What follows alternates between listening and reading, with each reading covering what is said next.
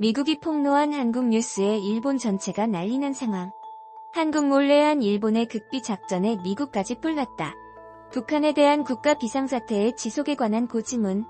북한은 미국의 국가안보, 외교 정책 경제에 비상하고 이례적인 위협이 되고 있다.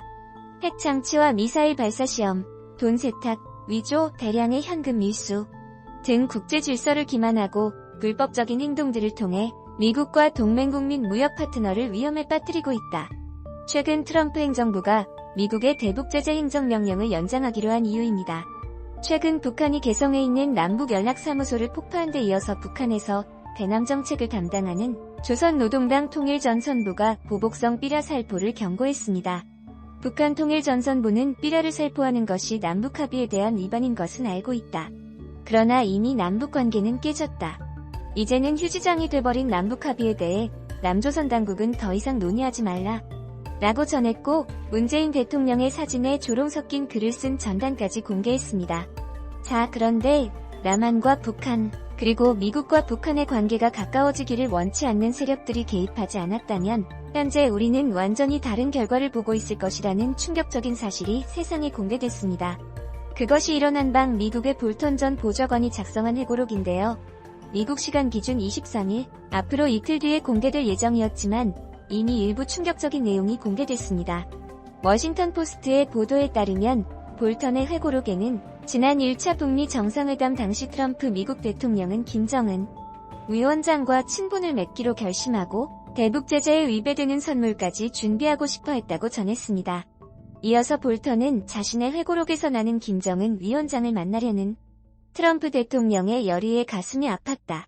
라며 트럼프 대통령은 북미 정상회담에 필사적이었다. 라고 전했습니다. 이에 트럼프 미국 대통령은 미치광이 존 볼턴이 공개한 회고록은 거짓말과 가짜 이야기들로 가득한 너무나도 지루한 책이다. 그는 해고당한 날까지도 나에 대해 좋은 말만 했다.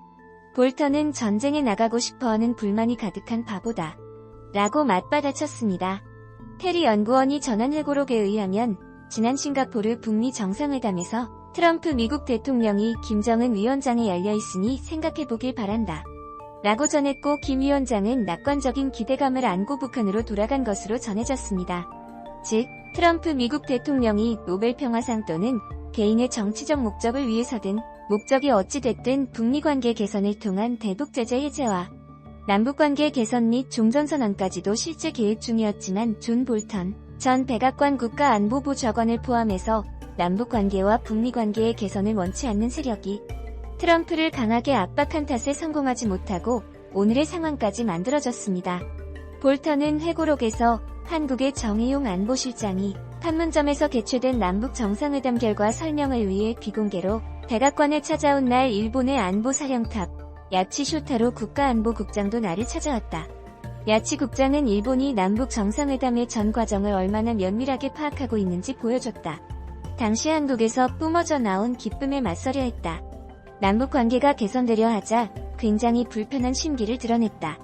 전했습니다. 일본이 남북 관계 개선을 방해하기 위해 그동안 미국과 한국의 사이에서 얼마나 해방을 놓았는지, 그리고 심지어는 미국 내에서조차도 트럼프의 파격적인 대북 완화 정책을 막기 위해 볼턴을 포함한 반대 세력들이 얼마나 압력을 가하고 있는지가 세상에 공개된 셈입니다.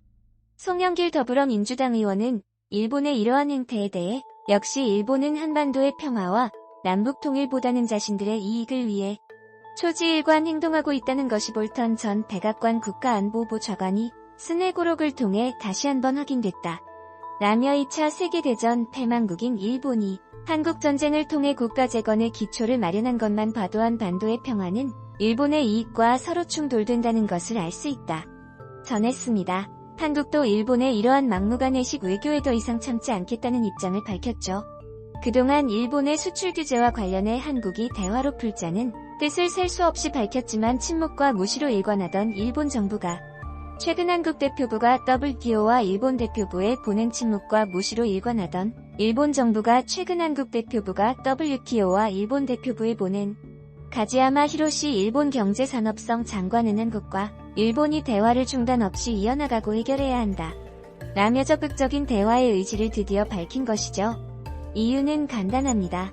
WTO의 관세 및 무역에 관한 일반 협정 가트 11조 1항에 따르면 WTO 회원국은 수출 금지 또는 수량을 제한하는 조치를 취할 수 없습니다. 일본의 대한국 수출 규제가 WTO의 가트 11조 1항에 위배되는 불법 행위인 것이 너무나도 명확한 가운데 그동안 6번이나 있었던 한국과 일본의 WTO 분쟁에서 한국이 6번 모두 승리해 일본이 국제적 망신을 당한 만큼 이번 한국 대표부의 WTO 제소가 일본 입장에서는 상당히 위협적인 상황입니다. 반면 이번 볼턴의 회고록 폭탄 발표로 현재 전세계 언론이 한국의 문재인 대통령을 다시 한번 극찬하고 있습니다. 이란과 핵 협상까지 이끌어낼 수 있다면 노벨상을 받기에 버락 오바마보다 훨씬 더 충분한 조건을 갖췄다. 라며 문재인 대통령의 노벨상 수상 가능성까지 언급했지만 트럼프 대통령이 북미 정상회담 기간 동안 자신이 노벨상을 받아야 마땅하다고 끝없이 외치자 문재인 대통령은 트럼프가 노벨 평화상을 받아도 된다. 하지만 우리가 오직 바라는 것은 한반도의 평화다라고 발언한 점을 집중 보도했습니다. 우리 돈으로 16억 원이 넘는 돈을 세금 없이 받게 될 뿐만 아니라 돈으로 환산할 수 없는 명예가 뒤따라오게 되는 대개인의 욕망을 과감히 포기한 지도자에 걸맞은 결단이었습니다. 오늘도 감사합니다. 최고로 멋진 하루 보내길 바랄게요. 실물 경제는 아직까지 정상적으로 회복되고 있지 않지만 주가는 이전 수준으로 금방 회복해 계속해서 상승 흐름을 보이기도 했습니다. 지난 6월 10일에는 나스닥이 10,000포인트를 기록하면서 역사상 최고치를 넘어서기도 했는데요. 이런 가운데 경제협력개발기구 OECD가 감염증 확산으로 인한 국가들의 경제 성장률을 발표했습니다. 그런데 아이러니하게도 감염증의 확진자와 사망자가 가장 많은 미국은 올해 경제 성장률이 마이너스 7.3%로 하락한다고 예측됐습니다. 마이너스 7.3%면 거의 최악의 수준으로 평가받고 있는 것입니다. 그러나 미국에서 언택트로 대표되는 IT 기업들이 무섭게 질주하면서 나스닥 주가지수를 끌어올리고 있는 것입니다. 사람 간의 접촉을 최소한으로 줄이기 위해 많은 이들이 관심을 집중하고 있는 것인데요. 그래서 언택트 산업이 장기적으로 성장할 가능성이 있다는 전망도 많이 나오고 있습니다. 그런 반면에 올해 한국의 경제 성장률 전망치는 마이너스 1.2%라고 하는데요. 그리고 내년 전망치는 2.3%에서 3.1%로 높였습니다. 한국은 주요 20개국과 OECD 회원국 37개국가 중 성장률 조정폭과 절대 수준에서 모두 가장 양호한 수준을 보였습니다. 세계 경제 성장률이 마이너스 6%를 기록한 가운데 OECD는 한국은 코로나19 충격을 먼저 경험했음에도 효과적인 방역 조치로 다른 OECD 국가 대비 올해 경기 위축은 제한적이라며 글로벌 경기 침체로 인해 한국 수출에 영향은 있겠지만 한국 산업의 특성상 크게 영향받지 않을 것이며 오히려 상방 요인으로 작용할 수 있다고 전망했습니다. 그러면서 경제활력 제고를 위한 추가적 조치가 필요할 가능성, 그간의 상당한 재정 지출 증가에도 재정 여력을 갖췄다고 평가했습니다. OECD가 한국에게 가장 좋은 평가를 내려준 이유가 무엇인지 한번 살펴보겠습니다. 중국과 미국의 갈등 양상이 심상치 않습니다.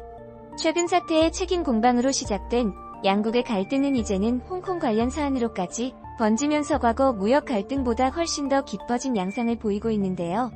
중국은 38일 전국인민대표회의에서 홍콩 보안법을 처리했습니다.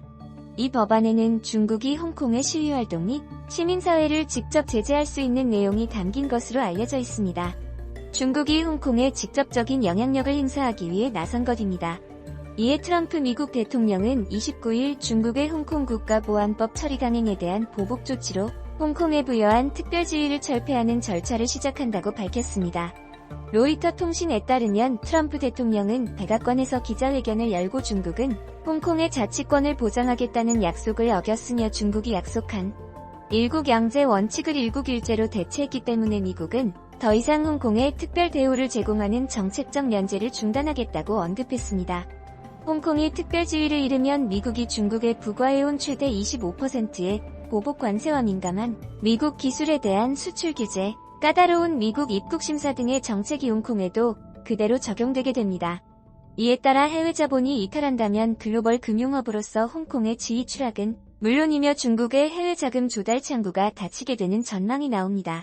뿐만 아니라 트럼프 대통령은 개혁에 실패하고 중국에 장악된 WHO와의 관계를 종료하고 이들에 대한 지원금을 전 세계 다른 곳으로 돌리겠다고 선언했습니다.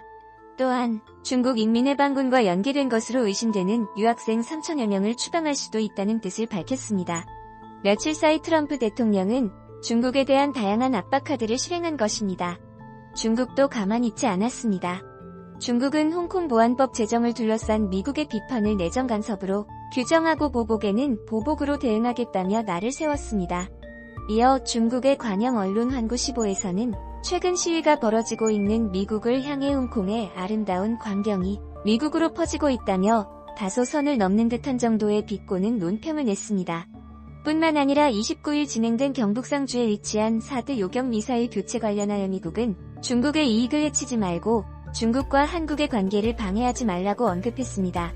미국과 중국의 갈등이 결국 주변국들과의 관계까지 영향을 미치게 된 것입니다. 결국 트럼프 대통령은 31일 G7 정상회담에 한국을 초청하겠다는 승부수를 띄웠습니다. 로이터 통신의 보도에 따르면 연당초 6월로 예정되어 있던 주요 7개를 G7 정상회의를 9월로 연기하고 이때 한국을 초청하고 싶다는 의견을 밝힌 것인데요. 트럼프 대통령은 전용기 에어포스원에서 열린 기자간담회에서 현재의 G7 형식은 매우 구식의 국가 그룹이며 비 G7인 한국, 호주, 러시아, 인도를 초청하고 싶다고 언급했습니다.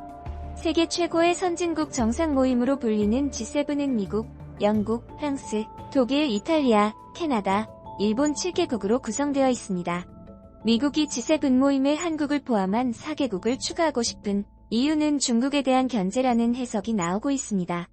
최근 미국이 중국과 거칠게 충돌하는 상황에서 트럼프 대통령이 주축으로 새로운 사나라를 추가하여 우호 세력으로 만든 뒤기존 G7으로 구성된 강대국 질서를 재편하여 중국을 압박하겠다는 전략입니다.